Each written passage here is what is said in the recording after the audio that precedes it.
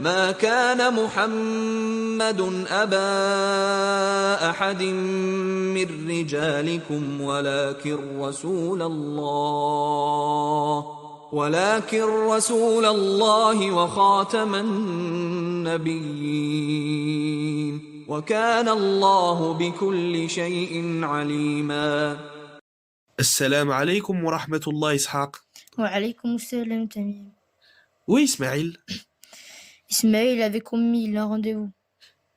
Eh bien alors, qu'est-ce qui t'arrive? Pourquoi es-tu contrarié? À la récréation, mon meilleur ami m'a insulté et j'ai été très vexé. Il y a quelques jours, comme Ismaël, tu me disais aussi que tu voulais tellement ressembler au prophète Mohammed sallallahu alayhi wa sallam. Souviens-toi, comment a-t-il réagi lorsqu'il a été insulté, humilié et rabaissé par les mécréants? Il a prié Allah Azzawajal et surtout il a patienté. Eh bien, toi aussi, tu dois faire preuve d'une belle patience. Hier, je vous ai raconté ce que les Qurayshites infligeaient au prophète Mohammed alors qu'ils étaient protégés par Abu Talib. Cependant, ceux qui se convertissaient à l'islam subissaient également des tortures que nul ne pouvait les éviter. Ils étaient emprisonnés, fouettés, torturés par les membres de leur clan. Ils subissaient la faim et la soif et ils étaient exposés sous la chaleur du soleil en plein été. C'est terriblement atroce et dégradant comment les mécréants traitaient les musulmans. Peux-tu me raconter quelques histoires des compagnons qui ont été torturés? Bien sûr, assieds-toi confortablement et écoute attentivement avec ton cœur.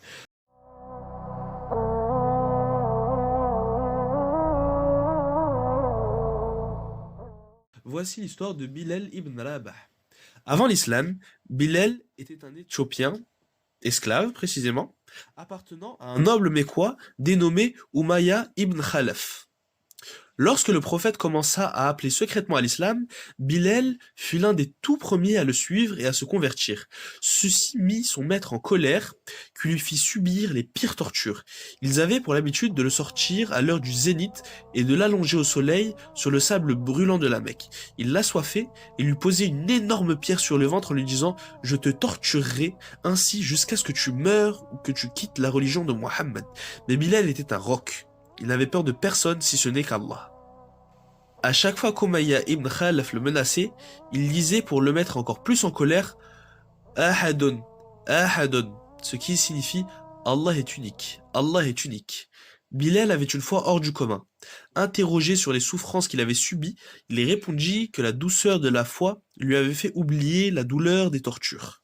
Il avait vraiment une très belle foi. Subhanallah, mais comment a-t-il pu survivre à ces tortures? Abu Bakr, voyant ce que subissait Bilal, le racheta à son maître et lui rendit sa liberté. À présent, je vais te conter l'histoire de Ammar ibn Yasir, le fils de la première martyre de l'islam. Avant l'avènement de l'islam, le père de Ammar, dénommé Yasir, et originaire du Yémen, s'installa à la Mecque. N'ayant pas de famille dans la ville sainte, il entra sous la protection d'un noble de la tribu des Banu Merzoum. Ce dernier lui donna une de ses esclaves en mariage. Cette dernière se nommait Soumaïa et ne tarda pas à mettre au monde un beau garçon qu'ils appelèrent Ammar. Lorsque le prophète commença à prêcher l'islam, Ammar fut le premier de sa famille à se convertir. Par la suite, Ammar ne tarda pas à convaincre ses parents de suivre le prophète Mohammed sallallahu alayhi wa sallam. N'ayant aucune famille à la Mecque pour les protéger, ils subirent les persécutions des Quraysh. Le prophète, en situation de faiblesse à la Mecque, ne pouvait pas leur venir en aide. Il les invita donc à patienter face à cette dure épreuve, en espérant la récompense d'Allah. Un jour, les voyant se faire torturer, il leur dit « Patientez, ô famille de Yassir, votre rendez-vous est au paradis. » Sa mère Soumaïa fut la première femme martyre de l'islam. Elle fut tuée par l'ennemi juré des musulmans, Abu Jahl, qui lui enfonça une lance dans le ventre. Quant à son père Yassir, il ne tarda pas à succomber à la torture. Oh, qu'Allah Azzawajal leur accorde une belle place au paradis en récompense de leur patience. Et Ammar, qui lui est-il arrivé?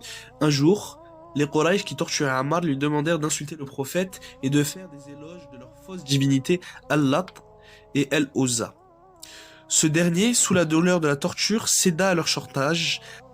Attristé par ce qu'il fut forcé de dire, il alla voir le prophète pour l'en informer. Ce dernier lui dit « Comment trouves-tu ton cœur » Ammar lui dit alors, apaisé par la foi. Le prophète lui remonta alors le moral en lui disant « S'il récidive, redis la même chose. » Allah révéla par la suite, au sujet de Ammar, le sujet 106 de la sourate Nahl. بسم الله الرحمن الرحيم من كفر بالله من بعد إيمانه إلا من أكره وقلبه مطمئن بالإيمان ولكن من شرح بالكفر صدرا فعليهم غضب من الله ولهم عذاب عظيم. Ce qui signifie quiconque a renié Allah après avoir cru, sauf celui qui a été contraint, alors que son cœur demeure plein de la sérénité de la foi, mais ceux qui ouvrent délibérément leur cœur à la mécréance, ceux-là ont sur eux une colère d'Allah et ont un châtiment terrible. Ammar possédait une foi énorme. Tellement énorme que le prophète a dit de lui, Ammar est rempli de foi jusqu'à la moelle de ses os. Masha'Allah, Inch'Allah, nous atteindrons le même degré de foi que ses compagnons. Peux-tu me raconter une troisième et une dernière histoire, min fadlika? Comme il nous reste encore un peu de temps avant de partir à la mosquée, je vais te raconter l'histoire de Mus'ab ibn Umayr. Jeune, beau et riche, Mus'ab possédait tout ce que l'on peut espérer comme bien de ce bas monde. Il appartenait à une famille noble, il portait les plus beaux vêtements, mangeait les meilleures nourritures et possédait les meilleurs parfums. Il menait une vie d'aisance, une vie enviée par les jeunes de la société mécoise. Cependant, il n'allait pas tarder à se rendre compte que l'essentiel se trouvait ailleurs. Lorsqu'il entendit parler du prophète et de la nouvelle religion qu'il prêchait, il fut intrigué. Très vite, il alla à sa rencontre dans la maison d'Al-Arqam. Face à la véracité de son discours, il ne tarda pas à se reconvertir.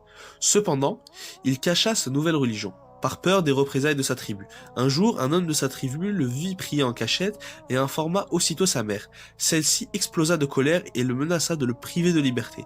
Mais Mus'ab s'accrocha fermement à sa foi, car il savait que c'était la chose la plus précieuse qu'il possédait.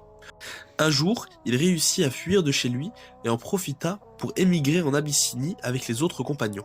Lorsque les musulmans furent de retour à la Mecque, Mus'ab était avec eux, transformé tant dans son apparence que dans son comportement. Masha'Allah, c'est incroyable tout ce qu'ont vécu ses compagnons, ce sont des véritables héros. Dorénavant, je vais m'inspirer de leur histoire et je patienterai face aux insultes de mes copains à l'école. Jazakallahu khayran Tamim. Wa khayran jazak.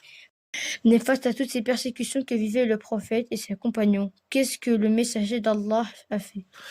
Quand les persécutions devinrent de plus en plus intenses, le prophète décida de réunir ses compagnons dans une maison au mont Safa. Il s'agissait de la maison d'Al-Arqam ibn Abi al-Arqam. Quand la nuit tombait et les gens rentraient chez eux, les compagnons se dirigeaient vers cette maison pour rejoindre le prophète. Sallallahu alayhi wa sallam. Ils se rencontraient secrètement dans cette maison afin d'entendre le prophète leur réciter la parole d'Allah, de se purifier et pour que le prophète leur enseigne le livre et la sagesse. Masha'Allah, quelle persévérance. En effet, demain, je te raconterai, et à Ismaël aussi, la suite de la sira du prophète Mohammed sallallahu alayhi wa sallam. Mais pour l'instant, Abi et Ummi nous attendent pour aller à la mosquée. Prépare-toi, on y va. Hayya bina!